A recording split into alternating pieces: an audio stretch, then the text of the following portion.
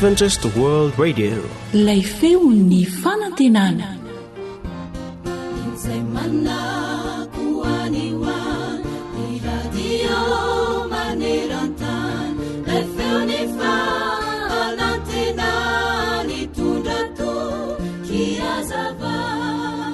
Nisy mpivady hamonjy fodiana kanefa tratra alina andalana ka tsy maintsy nijanona satria ala matevina no mbola hodiavina.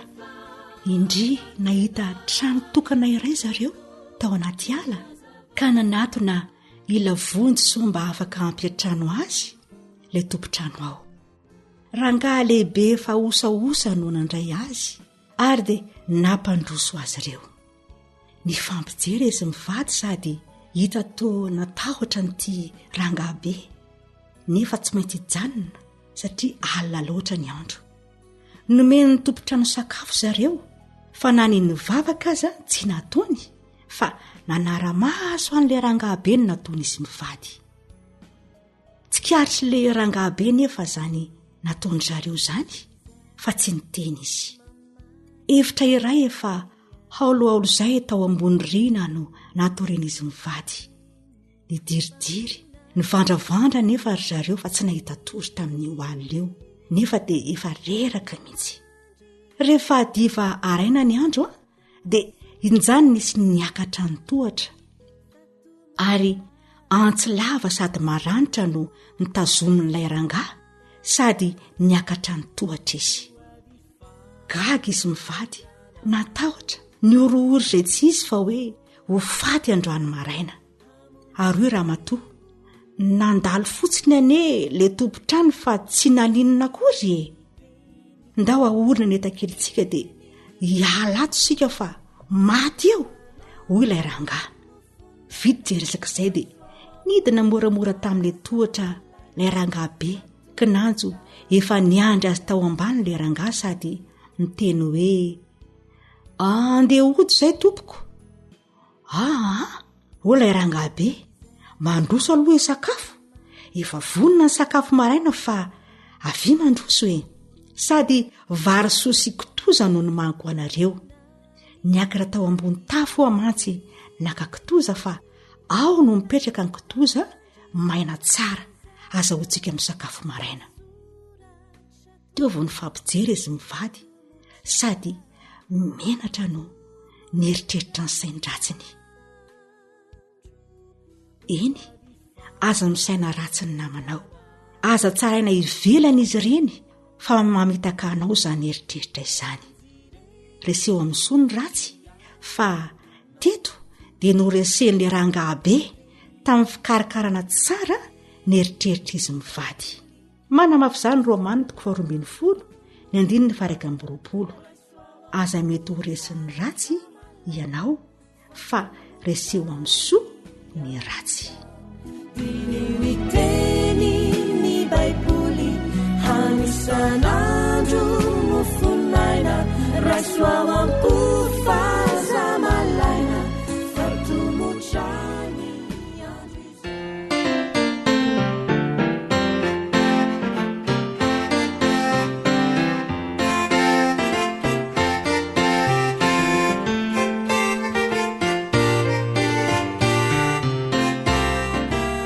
Tarika Roama.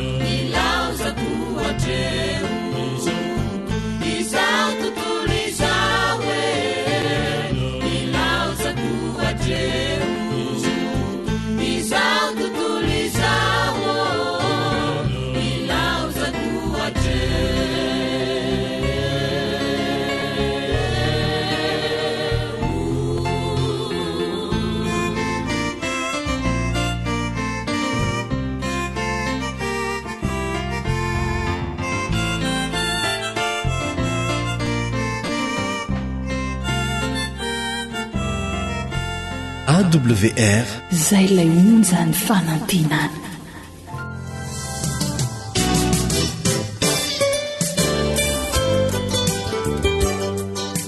harena ny fahasalamako. alio misoroka toy izay mitsabo.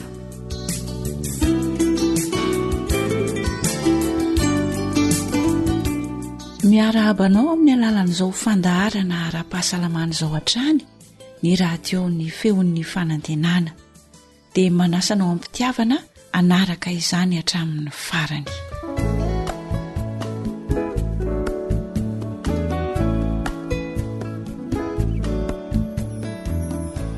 anisany mitana anjara toerana lehibe tokoa eo amin'ny vatantsika olombelona ny rano madio, ny rano tsotra ary antoko ny fahasalamantsika izany. Tsy farofo mantsy ny ankohonana raha manana sy mampiasa rano madio ampy ary mahay mitahiry izany mba tsy ho azo ny otrikaretina. Koa mahakasika izany indrindra ary no dinidinika fohifohy no manana manao fanjany aina sy ny teknisianina izay aroso anao eto dia menofinaritra ary. dite misy ronono ray dia menakely ray ary ny anareo mianaka ary vao Maria. dite tsotra tao an'ity zazy ity dia mofo gasy roa dia mba omeo rano mangatsiaka kely anie zaza fady. Ty ary madama dia mahasotomo anareo telo mianaka e. Tsara kosa le barika andrano misy sarony ry George a. io ve tsy lafo be. Dio fotsiny rano dia fa ampy raha vao Maria. Aza mila raharaha. Aza diso hevitra ianao raha George. Na madio aza ny rano ka tsy misy sarony fitehirizana azy dia aloty ihany. Aleo mividy fasindrano misy sarony indray mandeha monja toy izay ho tratry ny heretim-pivalanana matetika vokatry ny fitoeran-drano tsy voaro. Akoatra izany ohatrinona vola mety ho lany amin'ny fitsaboana. Mahitra tokoa anie ny lany be George. Tsy mbola latsaky ny 5 taona zao ty zazy ty.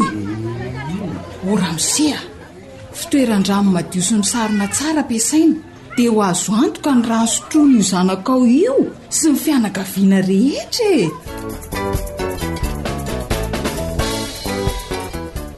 mba ho fanamafisana sy ho fanampin'izay efa niresana tao anatin'iny fanentanana fo teo iny mba hahafahantsika mitahiry sy mitandro ny fahadiovan'ny rano ampiasaina dia ireto ary misy fepetra vitsivitsy toromarika vitsivitsy tianay mba omenantsika menakavy ho ampiarintsika mpiaramonina mba hahafahana mampiasa sy mitahiry rano madio hatrany ho an'ny ankohonana mba hasalama.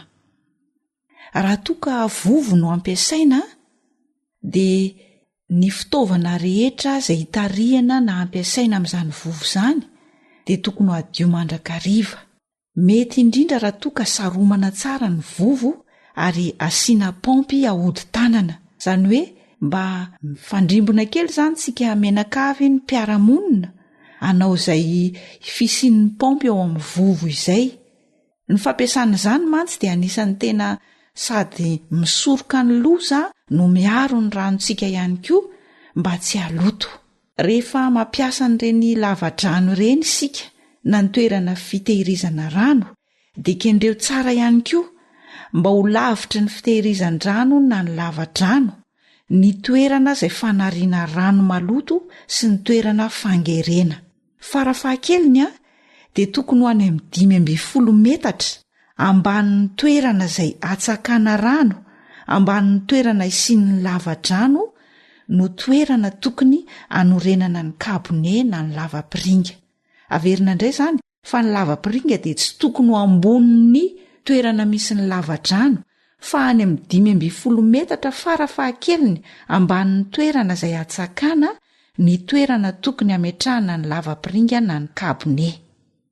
Mba hitandrona ny rano izay tehirizina ihany koa dia tokony atao madio lalandava ny fitaovana fatsakana satria tsika mampiasa tady mba ho fanovozana ny rano ao anatin'ny lavadrano na ny vovo dia tokony adio mandrakariva izany na ny tady na ny fitaovana hanovozana ny rano. Ary rehefa avy maka rano ianao dia ataovy amin'ny toerana madio sy azo antoka tsara ny rano izay tehirizina sy ny fitaovana ampiasaina amin'ireny fakana rano ireny izany. Ankoatr'izay ihany koa mba ho fitandrona ny rano tehirizina adio mandrakariva dia ataovy manalavitra ny toerana izay atsakana sy ny trano fonenana ny toerana izay misy ny biby fiompy. Averina indray izany atao manalavitra ny toerana atsakana sy ny trano fonenana ihany koa ny toerana izay misy ny biby fiompy. Ary fadina no mampiasa fanafody famonoana bibikely eo akaiky ny fatsakana. Fadina ny fampiasana fanafody famonoana bibikely eo akaiky ny fatsakana.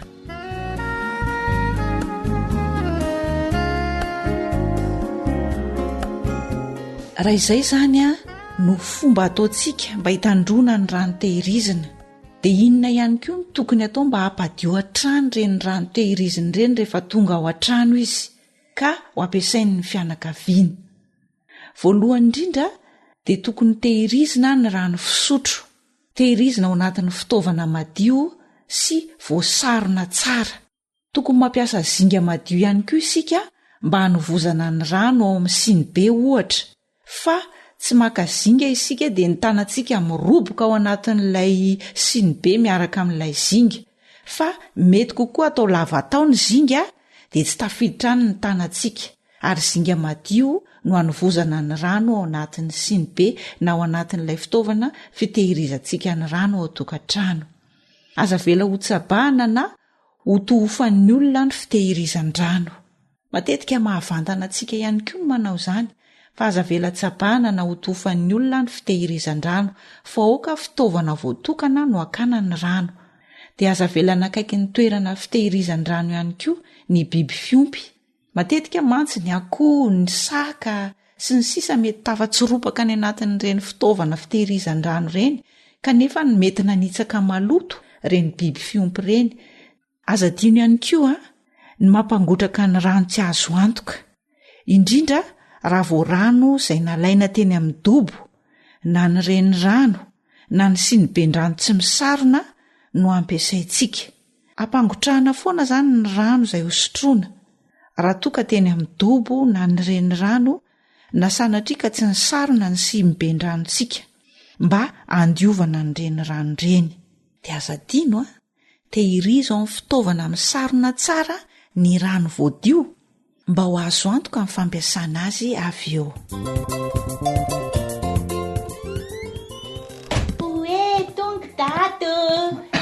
Dada mangetaheta zany retsy madio ve ty rano amin'ny saoty isotroko e? Aza misotro an'io dada. Fa hoana? Ato ny rano efa voadionam-boariny eny hosotrotsika. Nataony ao anaty fitoeran-drano misarona ne. Hitany dady ty.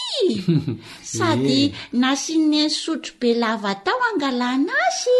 Eny tokoa, sady misarona tsara izy zany ary maninona izy tiry no elinina no atao iva toerana mora takarina ohatry ty tsy ho lalaovin'ny ankizy fotsiny ve?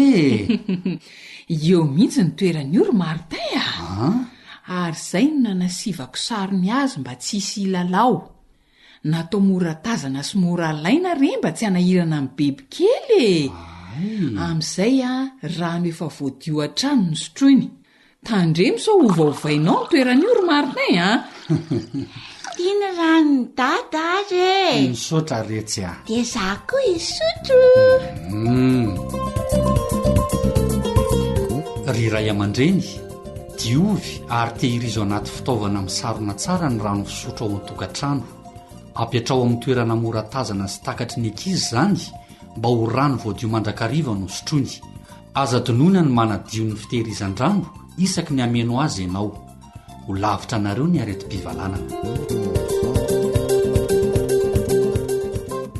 Dia izay ny voaomana azona rosoanao teto androany.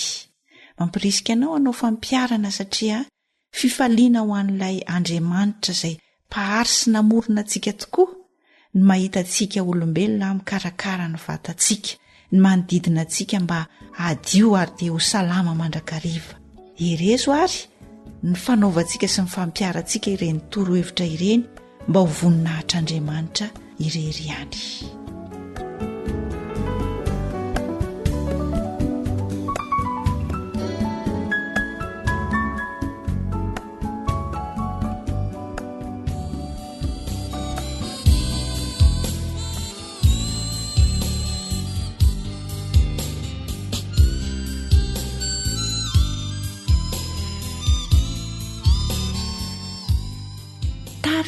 sary lala.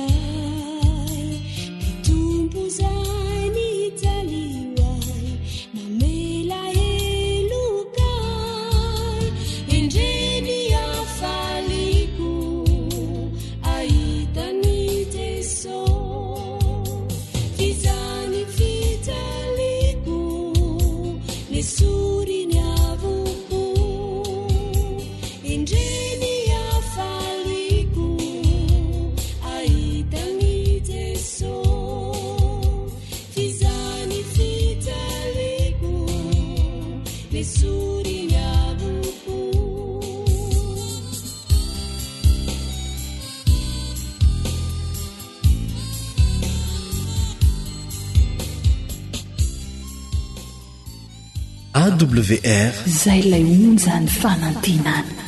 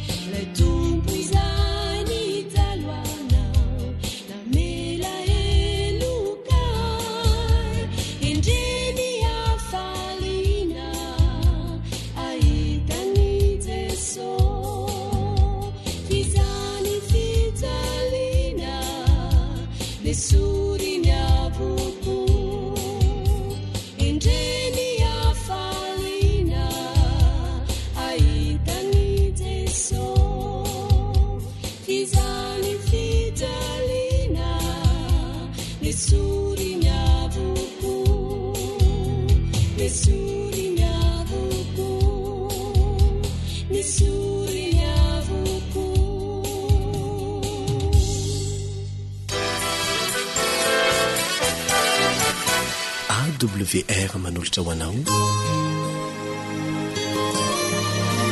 feo ny fonantena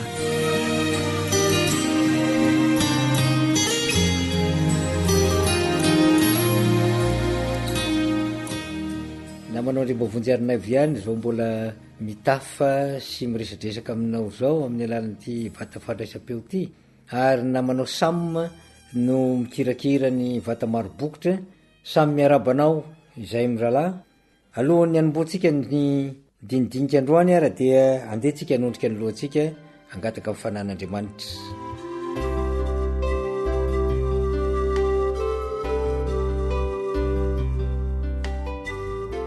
rainay masina sy tsara indrindra ny danitro midera sy mankalaza ny anaranao ary misaotranao zahay satria menao tombonandro indray nahafahanay androany mba hampita hevitra zay nitovozina avy ao amin'ny teninao.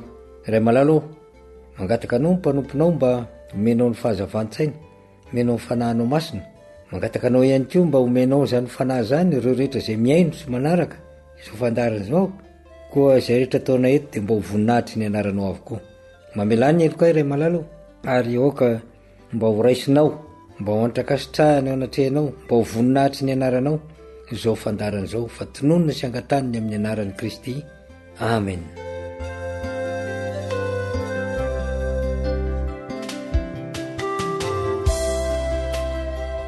Ndeha arsika anokatra amin'ny baibolitsika dia ijery zay hitatsika ao amin'ny bokyny Isaia mpaminany. Isaia 2 ary ny andininy fa 12 no iarahantsika mamaky. Isaia 40 zao mivaky ny teny amin'ny anaran'i Jesosy: mitsahara fa aza mitoky amin'olona, fa fofinaina foana no ambavoriny ka atao zinona izy. Ry mpiaino malala, ny tontolo iainana zay misy atsika am'izao fotoana zao de tontolo iainana lazanany hoe vanim-potoana farany ao anatin'ny fandaharam-potoanan'Andriamanitra mikasika ny tantaranyty zao tontolo zao ity. Ary zany vanim-potoana farany zany de efa misy famantarana maromaro fa menkristy ao matitiko fa 420 izy ireny de efa tsy zoviana amitsika intsony. Fa ny tiako mba hisariana ny saitsika androany dia ao anatin' zany tontolo iainana zay misy atsika zany de misy karazana zavatra be deabe mitranga, ary isan'ireny ny karazany toetra zay misy amitsika olombelona. Misy olona zay miankina be deabe mihitsy amin'ny olo-kafa. Miantony zany anga de zao hoe satria ny olo-kafa iny ve manamboninahitra, satria ny olo-kafa iny de manana fahefana, satria ny olo-kafa iny de manana vola be deabe, satria ny olo-kafa iny de manana fahalalana be deabe, na manana tombony eo amin'ny zavatra zay ataony raha mihoatra amin'ny tena. Dia misy olona tsy misalasala fa manankina be deabe ny fiainany amin'ny reny olo-kafa zay veriny fa azahoany mialokaloka, na azahoany famonjena, na azahoany ihany ko fiarovana ireny. Koa ny teny misaotra masina eto dia mazava nefa ho atsika kristianina, ho an'ny kristianina anankiray de zao hoe tokony atsahatra ny fietsika tahaka an'izany. Aoka tsy toky amin'olona, fa nahoana moa? Misy fomba fijery, dia fijeritsika olombelona manana fahazarana manindraindra na mametraka ny voninahitr'olombelona ho ambony, ary nefa reny voninahitr'olombelona reny dia mandalo ihany. Reny fahefana menany olombelona reny de mandalo ihany. Ka ny zavatra lazainy eto de hoe fofinaina foana no ambavorony ka atao zinona izy. Io fofinaina foana io dia mety azo raisina amin'ny lafiny anankiroa. Raha nanao ny olombelona Andriamanitra dia namolavola tanimanga, ary nofofony ny fofinaina mahavelona teo amin'ny vavorony de tonga olombelona izy, isika zany. Koa marina ny tenin'ny mpaminany Isaia eto, tsy zavatra vaovao akory raha mikasika an'izay hoe fofinaina no ambavorony, fa rehefa nasiana le voambolana aoriana fofinaina foana, zany hoe fofinaina tsinitsinina, fofinaina zay azo esorina ao anatin'ny ndray mipimaso, dia midiky zany fa tsy azo antoka, tsy azo ametrahana fitokisana.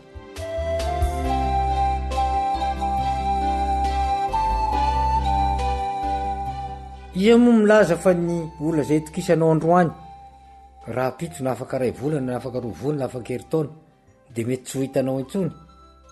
Asa nga mety mifindra toerana izy, asa nga mety tratsy ny aretina izy, asa nga mety mipohany fahafatesana mihitsy azy izy, de tsy hitanao intsony. Ary zay no mahatonga ny fitenenana eto hoe fofinaina foana no ambavoriny, zany hoe fofinaina tsy maharitra, tsy mitoetra, fa fofinaina mandalo ihany.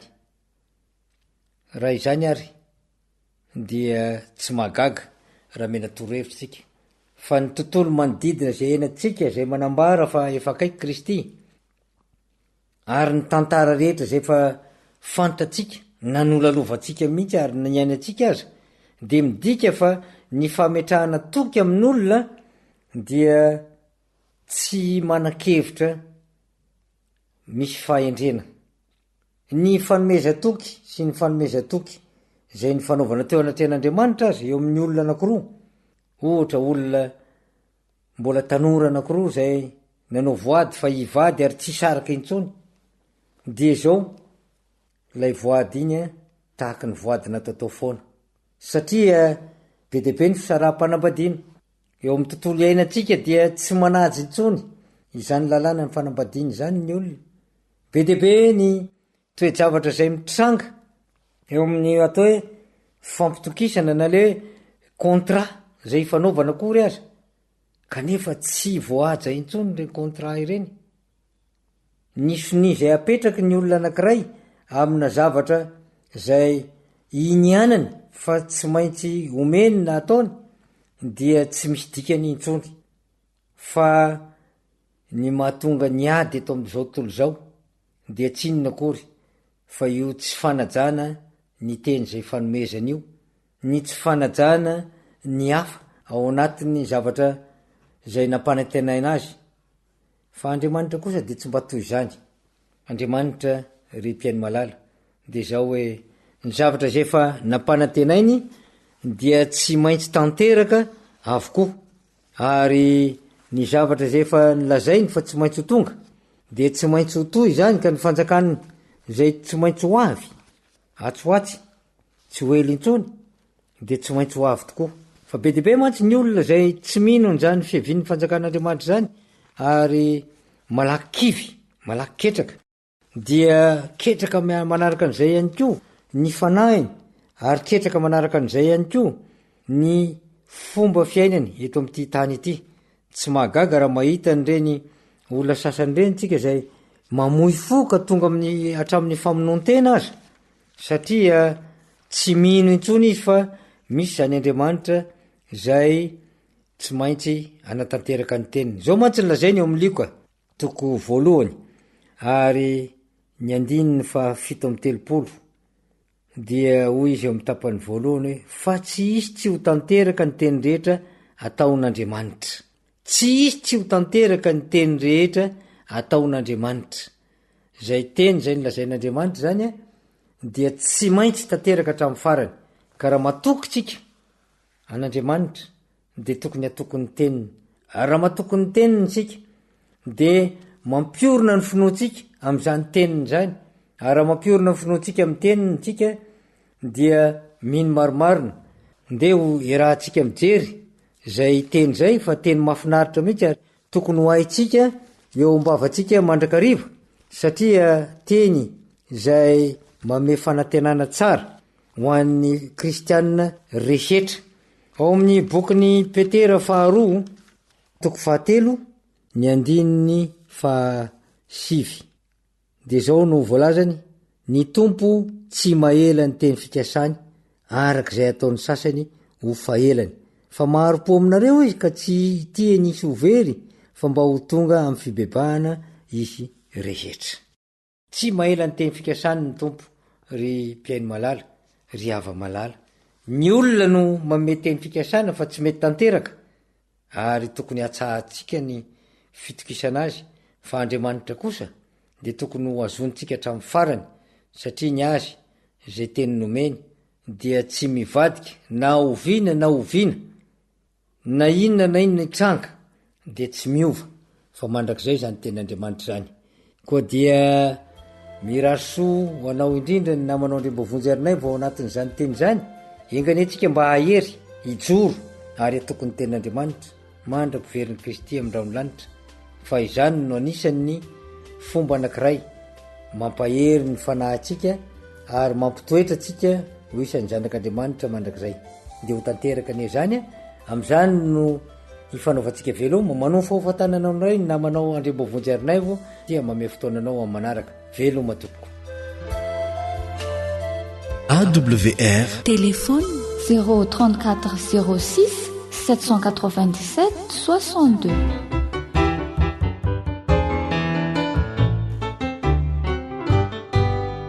mihaja tsisy vafakizay tsy ovavaly matoky fa ho foana ny tsaly azakivy fandeha rehitraka teo daolo ny rehetra nonaka zao notoky ombampifaliana jesoniady fianoko sangina azakivy fandeha rehitraka teo daolo ny rehetra nonaka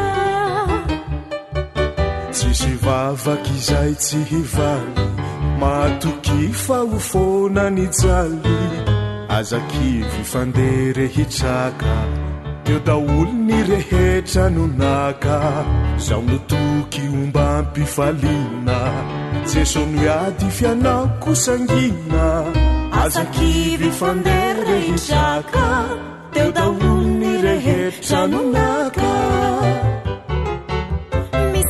misy ireo zay voavaly eo mierinao reno indro miseo misy kore voavaly lahe vizy mahay ny andro sy lera faoka ho fantatrao eto androany tsy mba ela ny teny fikasany mahandrasa fa maso ireny matoky reny hery ny teny AWR zay lay onjany fanantenana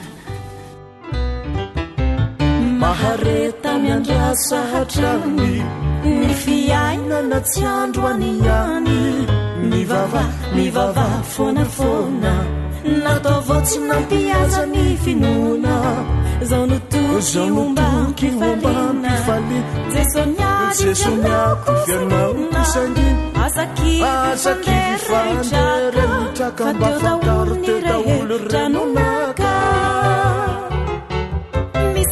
misy ireo zay voavaly eo mierinao reno indro miseo misy kore voavaly lahe vizy mahay ny andro sy lera faoka ho fantatrao eto androany tsy mba ela ny teny fikasany mahandrasa fa maso ireny matoky reny hery ny teny mahandrasa fa maso ireny matoky reny hery ny teny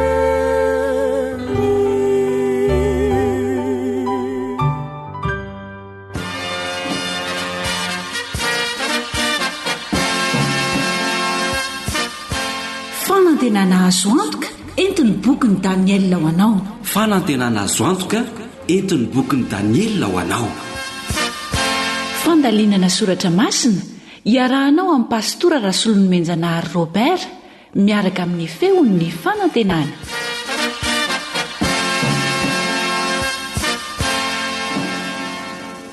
faly manolotra ny fiarabana atsika rehetra mpanaraka izao fandiniana fanadiadiana ara-tsoratra masina izao ny tompony hitahy atsika hatrany ka andraisantsika tompontsoa dia ny ankehitriny zao fiarahantsika mandinika ny bokyny Daniel izao ko mialohany handiniantsika ny toko fahatelo ary dia mbola hiaraka hivavaka isika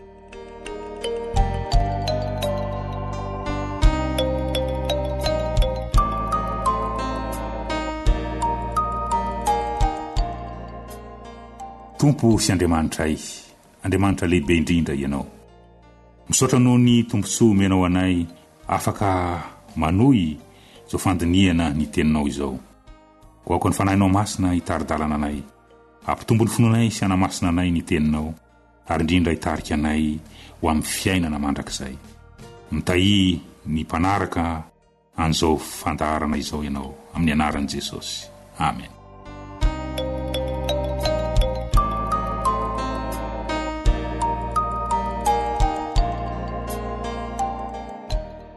manafitra izany fiarabana atsika rehetra izany ry havana malala misaotra anao no ny fahazotonao manaraka ny fandiniana ny bokyny Daniel ny toko fahatelo ndray no iarahantsika mandinika ary ny lohateny nomena an'izany toko fahatelo zany dia ny hoe aiza Andriamanitra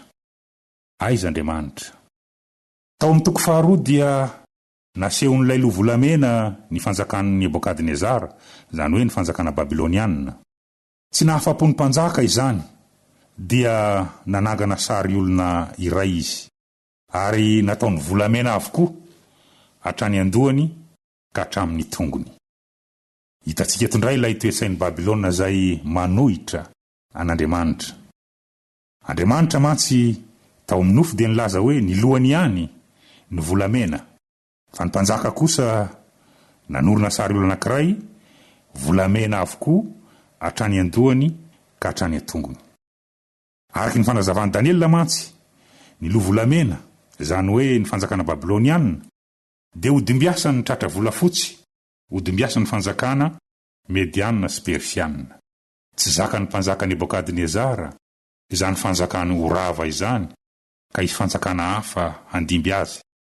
Dia nanao sary olona volamena hatrany andohany ka hatrany amin'ny tongony izy. Avonavona sy fanoheran'Andriamanitra izany toetsaina izany. Andehary arahantsika ny toy ny tantara.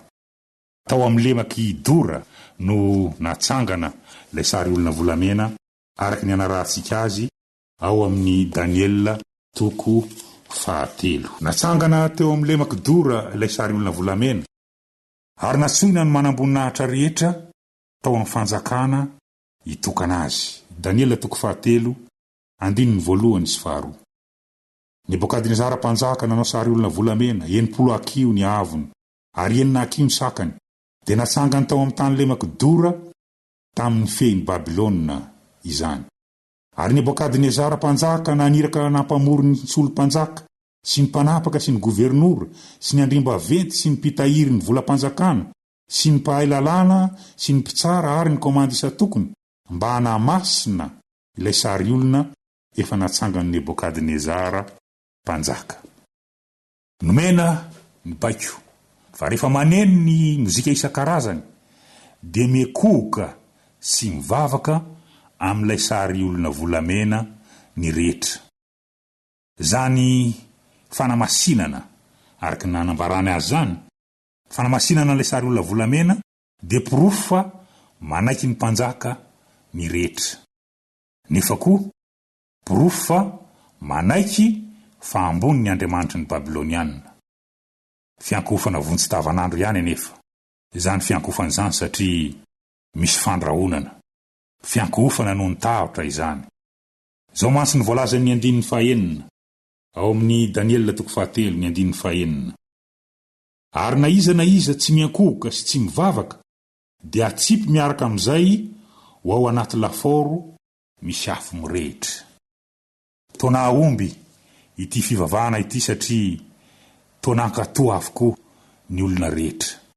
Ho an'ny mpanompo sampy dia tsy olana ny miankohoka vetivety ao anatrehan'izany sampy izany, fa ho an'ny jiosy kosa dia voarara ny lalàn'Andriamanitra izany.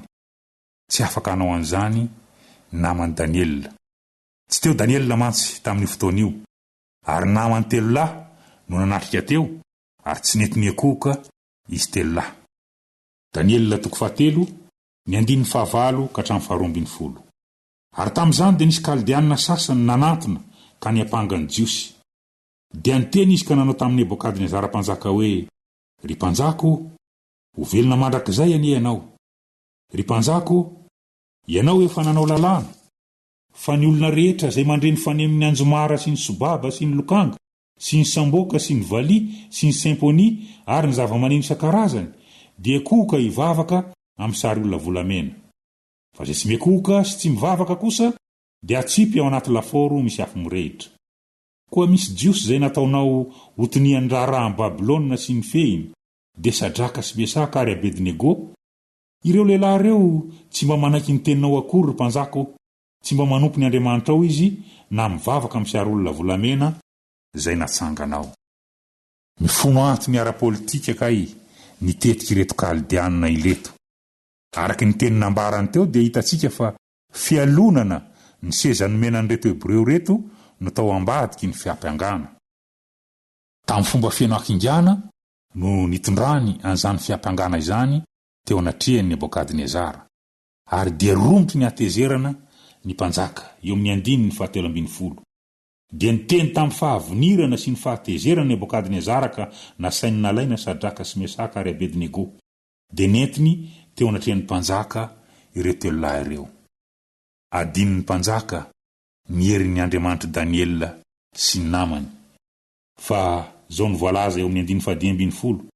Ankehitriny, raha miomana ianareo amin'izay andrenesanareo ny fanemin'ny anjomara sy ny sobaba sy ny lokanga sy ny samboka sy ny vali sy ny simponia ary ny zava-maneno isan-karazany ka miankohoka sy mivavaka amin'ny sary olona izay nataoko, dia tsara izany. Fa raha tsy mety mivavaka kosa ianareo dia atsipy miaraka amin'izay ho ao anatin'ny laforo misy afo mirehitra. Ary iza moa izany Andriamanitra havonjy anareo amin'ny tanako izany. Ny valo tenin'izy telo lahy dia manambara fa milefotra eo ambanin'ny sitrapon'ny Andriamanitra ny lanitra izy ireo. Mahafinaritra loatra ny valo teniny. 7:70.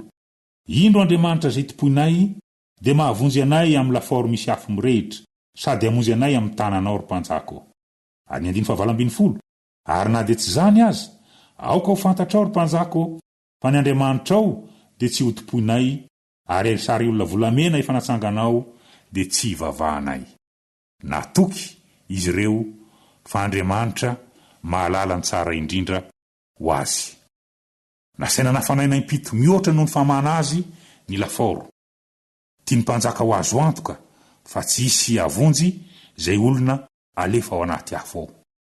Izay matanjaka indrindra tamin'ny miaramilany koa no namatotra sy nanipy azy telo lahy tao anaty lafaoro. Maty ny lelafo ireny miaramila ireny satria nafana loatra ny lafaoro. 2:20. Ary satria mafy ny tenin'ny mpanjaka ka natao mahamay indrindra ny lafaoro, dia maty ny lelafo ireny lehilahy izay nanipy an'i Sadraka sy Mesaka ary Abednego ireny. Natrehiny mpanjaka ny tejavatra rehetra. Ary zao no zavatra niseho. 4:20 sy 5:20. Dia talanjona Nebokadnezara mpanjaka. Ary nitsangana faingana izy ka niteny tamin'ny mpanolotsainy hoe, motsy telo lahy nifatotra va no natsipitsika tao anaty afo? Dia namaly ny mpanjaka ireo ka nanao hoe, marina izany ry mpanjako ary hoy izy, ka no indro aho mahita efada tsy mifatotra mandehandeha ao anaty afo, nefa tsy maninona akory izy, ary ny fijery ilay faefatra dia toa zanaka ireo Andriamanitra. Talanjona ny mpanjaka. Tsapany iray ny mahambony ny Andriamanitra ny Israely. Na izany aza, natahotra ny antso an'io Andriamanitra io ny mpanjaka, ka dia izy telo lahy ihany no natsony ivoaka avy tao. 9:20.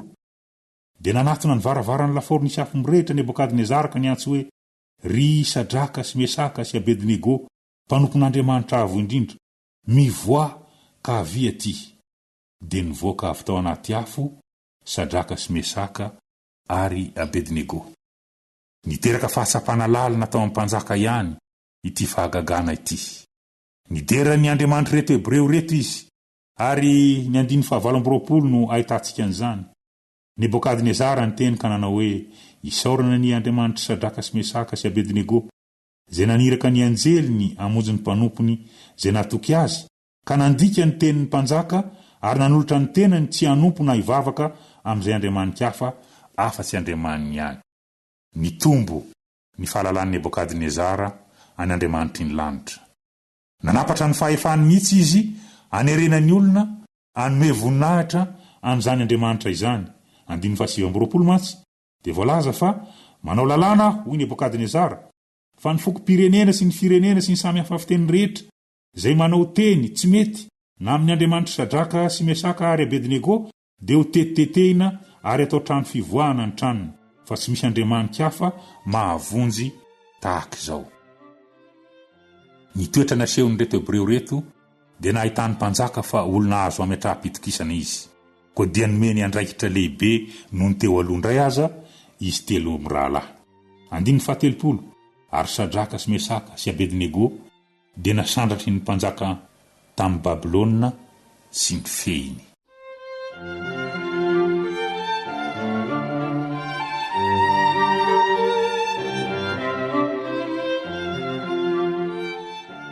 Aiza Andriamanitra. Taiza Andriamanitra raha natsipy tao anaty lafaoro mirehitra afo mivaivay ny mpanompony mahatoky. Ilay faefatra tao anaty afo dia toa zanak'Andriamanitra hoy Nebokadnezara.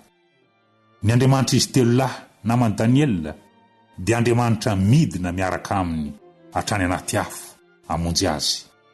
Izany Andriamanitra izany koa no Andriamanitsika.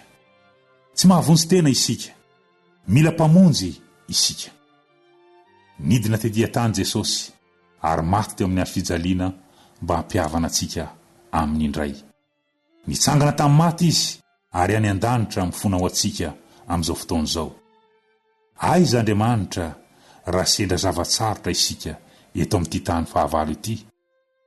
ry havana malala tahaka izay nataony tamin'ireo hebreo telo lahy dia aoka isika atoky fa hitany izay manjoa antsika, hitany ranomasontsika, enony nivavaka sandratsika, saingy ny valim-bavaka no indraindray tsy mifanaraka amin'ny etahitantsika. Mety amaly eo no eo izy ka manao hoe ity aho, nefa mety ho tsy ihany koa ny valim-bavaka omeny, na mety ho andraso kely. Aoka nefa atoky azy foana isika, fa noho ny fahendreny no anaovan'izany. Fantatr'Andriamanitra izay mahasoa atsika. Tsarovo ny vali tenin'izy telo lahy, na dia tsy izany aza dia atoky azy foana izahay. Aiza Andriamanitra raha mandalo fitsapana mahamay isika, miaraka amintsika hatrany anaty lafaoro misy afo mirehitra izy. Ry havana malala, mbola iaraka hivavaka isika, fa mahatoky loatra izany Andriamanitsika izany.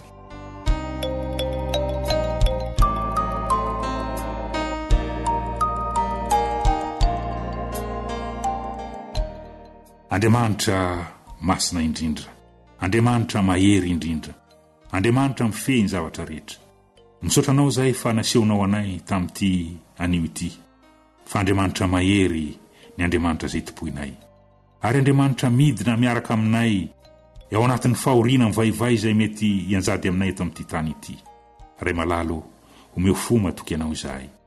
Omeo finoana matanjaka tahaka ny finoana izay nomenao andreo namany Daniela telo lahy koa izahay.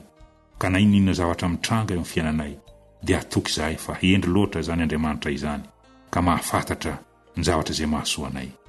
Eny ampitomboy ny fahatokiana ianao. Mitahi ny mpiaino manaraka izao famelabelaran izao ianao. Mitahi ny isa-pianakaviana, ny isa-tokantrano. Mety misy amin'izy ireny, mety mandalo zava-tsarotra no ny ady-atrehany amin'izao fiainana izao. Aza mamela azy ho irery, fa aoka hiaraka aminy ianao dia tahaka ny iarahanao tamin'ireo namany Daniela telo lahy, ka hitombo hatrany ny fahatokiana ianao. Ary dia hijoro amin'ny fanomponanao, amin'ny fanarananao hatramin'ny farany izahay rehetra, amin'ny anaran'i Jesosy. Amen. Ny feon'ny fanantenana. Téléphone 034 06 797 62.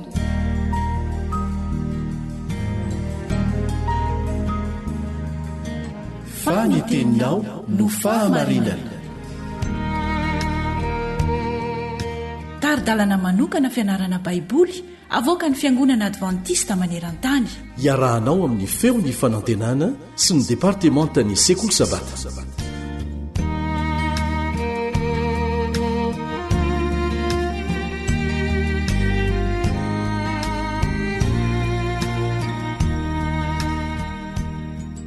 Mbola eampandalinana ny amin'ny sabata isika. Inona ny lara-pahamehana tokony apetraka amin'io andro? Iarahantsika mitady ny valin'izany amin'izao fiarah-mianatra izao. Manasanao izahay ahatra hatramin'ny farany.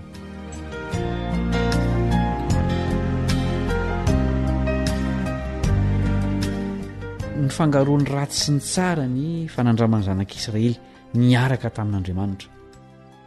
Naneho ny tao am-pon'izy ireo ny fomba ny tandreman'ny sabata. Rehefa tsy nitandro n'io andro io izy, dia voapirofo tamin'izany fa tsy zava-dehibe teo amin'ny fiainan'izy ireo Andriamanitra. Rehefa nanaja ny sabata kosa izy ireo, dia nasehon'izany fa ara-dalàna teo anatin'Andriamanitra ny fiainany. Inona ny zava-dehibe lazain'Andriamanitra ho an'ny zanak'Israely sy ho antsika ao amin'ny Isaia 7:15? Andeovaka itsika io toko. Isaia 7:15. Ezao ny fiantsonao fa aza tao malemy. Asandrato ny feonao ho tahaka ny any anjomara, ka ambarao amin'ny oloko ny fahadisony ary amin'ny taranak'i Jakoba ny fahotany. Nefa izaho mbola tadiaviny ihany isan'andro, ary ny alalan'ny lalako ny sitrany. Tahaka ny firenena efa nanao ny marina, ka tsy nahafoy ny fitsipik'Andriamaniny no fanontaniany amiko ny fitsipiky ny fahamarinana sy aniriny ny iavian'Andriamanitra. Nahoana izay no mifady ho izy, nefa tsy hitanao, ary nahoana izay no mampahoro ny tenanay, nefa tsy ahoanao. Indro fa amin'ny andro ifadianareo aza, dia mbola ny tianareo ihany no ataonareo, ary ny mpiasa rehetra ao aminareo dia ampahorianareo. Indro ny hiady sy ny fanditra no antony ifadianareo, ary ny amely amin'ny tontondro ny faratsiana. Zao fifadianareo izao dia tsy andrenesana ny feonareo any amin'ny avo. Moa fifadiana toy izany va no ankasitrahako, dia andro ampahorian'ny olona tena, ny ampiondrika ny lohany tahaka ny zozoro, sy ny amelatra lamba fisaona na raharahan-daveny nofandriny moa izany va no ataonao hoe fifadiana sy andro akasitrahan'i Jehovah? Tsy izao va ny fifadiana izay akasitrahako dia ny amahany famatoran'ny faharatsiana sy anaboraka ny fehiny zioga sy andefa ny ampahoriana ho afaka ary anapatapaka ny zioga rehetra? Moa tsy ny zarany mofonao anoana va sy ny ampetrahan'ny oro-manjenjena ary mba nafianao izay hitanao mitanjaka ka tsy irombelona amin'ny namanao ianao? Fa raha izany dia hiposaka tahaka ny fahazavan'ny maraina ny fahazavanao ary ho tonga faingana ny fahasitrananao, ny fahamarinanao ho loha lalanao ary ny voninahitry Jehovah ho vody lalanao. Ary amin'izany dia hiantso ianao ary Jehovah maly. Eny, anandratra ny feonao ianao ary izy ianao hoe inty aho, raha isoronao tsy eo aminao ny zioga sy ny fanondroan'ny fanondro sy ny fitenenan ratsy ary fonao anoana izay anina tianao ka mahavoky ny ory ianao dia hiposaka ao amin'ny maizina ny fahazavanao ary ny ezipitinao tahaka ny mitato vovonana. Ary Jehovah hitari-dalana anao mandrakariva sady avoky ny fanahinao amin'ny tany karakaina aza sy ampatanjaka ny taolanao dia ho tahaka ny sahavotron-drano ianao sy ho tahaka ny loharano boiboika izay tsy mety ritra. Ary ny taranakao no nangana ny efa rava ela ary naorinatry ny fahagolana no amboarinao ary ianao dia atao hoe mpamboatra ny rava, mpamelon-dalana honenana amin'ny tany. Raha miaro ny tongotra ao amin'ny sabata ianao ka tsy manao izay tianao amin'ny androko masina ary manao ny sabata hoe fahafinaretana ary nao asian'i Jehovah hoe mendrika ho ajaina ka manome voninahitra azy ary tsy mandeha amin'ny lalanao na manao izay tianao na miteniteny foana dia iravoravo amin'i Jehovah ianao ary asandratro ao amin'ny avoana amin'ny tany ianao sy ho fahanako amin'ny lovan'i Jakoba arainao fa ny vavan'i Jehovah no efa niteny. Niseho mpanaradisy mpivavaka tamin'Andriamanitra ny zanak'Israely. Ny fahadianina izy nandritra ny fotoana fohy noho ny antony ara-pivavahana. Saingy ny fomba fiainany dia milaza fa mody manaraka an'Andriamanitra izy ireo. Tsy nisy faniriana tena izy ankataon'Andriamanitra tao am-pony. Lazainao amin'ny toky io koa nefa ny zavatra andrasan'Andriamanitra amin'ny olona. Andeha averonovakina ny 7:7. Raha miaro ny tongotra ao amin'ny sabata ianao ka tsy manao izay tianao amin'ny androko masina ary manao ny sabata hoe fahafinaretana ary nao masian'i Jehovah hoe mendrika ho ajaina ka manome voninahitra azy ary tsy mandeha amin'ny lalanao na manao izay tianao na miteniteny foana dia iravoravo amin'i Jehovah ianao ary asandratro ao amin'ny avoana amin'ny tany ianao sy ho fahanako amin'ny lovan'i Jakoba arainao fa ny vavan'i Jehovah no efa niteny. Mampitandrina ny zanak'Israely Isaia mba hampitsahatra ny zavatra izay tian'izy ireo atao amin'io andro manokana io. Milaza amintsika ireo andinireo fa tsy tokony iseho ivelany ho mpivavaka amin'Andriamanitra amin'ny andro sabata isika. Tsy tokony hanana fisainana mifantoka amin'ny tenantsika isika ary tsy tokony hiaina fiainana tsy manome voninahitra an'Andriamanitra. Tokony ho andro masina sy firavoravona ny sabata. Ny ampahany farany ao amin'ity toko ity dia mifantoka amin'ny fahafantarantsika an'Andriamanitra sy ny drafiny amonjenantsika. Rehefa izany dia tokony havelantsika hiaina ao amintsika Andriamanitra ary tokony hasehontsika amin'ny hafa koa ny fitiavany. Noho izany tsy ampy ny fivavahana amin'Andriamanitra amin'ny fanaovana zavatra tsara fotsiny fa tokony havelantsika hanova ny fotsika izy. Amin'ny fo vaovao dia azontsika atao ny manamasina ny sabata. Andro fianarana sy fiainana ny fahamarinan'ny Baiboly ny sabata ary izany ny tena manan-danja. Manahoana ary ny fitandremanao ny sabata? Mbola fanaovanao izay tianao ve? Sa efa manao izany ho fahafinaretana ao amin'i Jehovah ianao? Izany fanontaniana saintsaina izany no isarantsika androany. Misaotra noho ny faharetanao. Mbola hitoy ny fiarantsika mianatra nyity lesona ity. Mametraka ny mandra-pitafa ny namanao Kaliba Andritsikivy.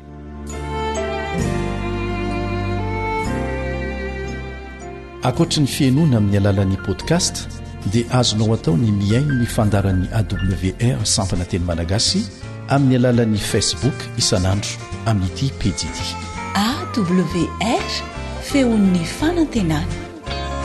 Now when the rich and the poor get together with the Lord, get together with the Lord, they will treat each other like sister and brother when they all get together with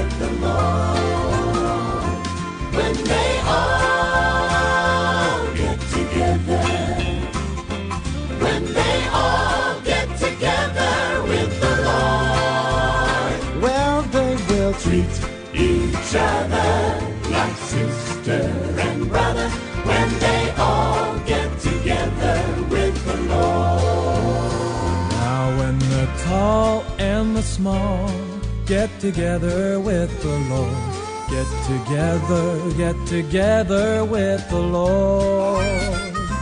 Well, the weak are no longer afraid of the stronger when they all get together with the Lord. Well, when we all get together, when we all get together with the Lord, well, they will treat each other like sister and brother when we all get together with the Lord. Well, God has no favorites, He just loves us all the same. His Son died to save us and to keep us in His name, and soon we'll rise to meet Him and for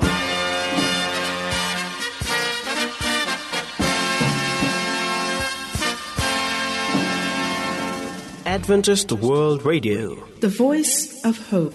Tapitra treto ny fiarahanao tamin'ny radio feony fanantenana na ny AWR. Azonao ataony mamerina miaino na maka maimaimpona ny fandaharana anarahanao teo amin'ny fotoana rehetra ilanao azy. Raiso ary ny adresy ahafahanao manao izany: www.awr.org. Mandrapitafindray ary